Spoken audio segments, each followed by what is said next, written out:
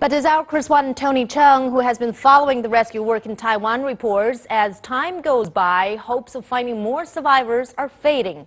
And now attention is beginning to turn to clearing the site and finding those responsible for what appear to be major flaws in the building's construction. At the site of the fallen apartment block, the cleanup has begun.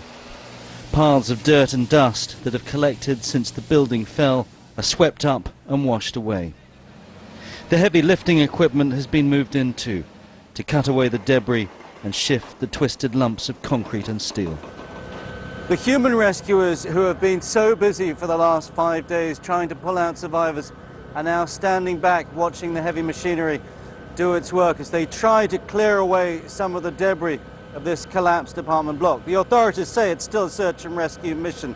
Yesterday they said they still had evidence of life inside, but at this stage, 5 days afterwards, the chance of finding any survivors is very small.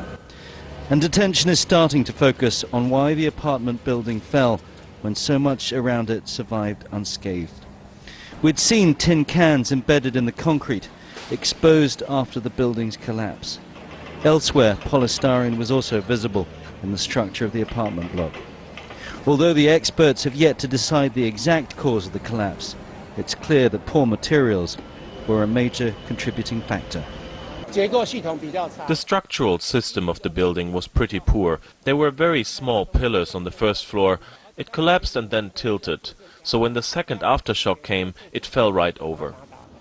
The development company that built the apartments has since gone bankrupt, but the authorities have now arrested and charged the owner of that company and 2 of his business associates with negligent homicide. On the eastern side of the Weiguan Golden Dragon building, the number and length of its iron cables were not sufficient, and adjacent cables had not been separated, so it's obvious there are deficiencies in construction. With so many people still missing, the final death toll is likely to be well over 100. The authorities say this is still a search and rescue operation. But 5 days after their homes collapsed, hopes are fading fast, and all that remains are prayers.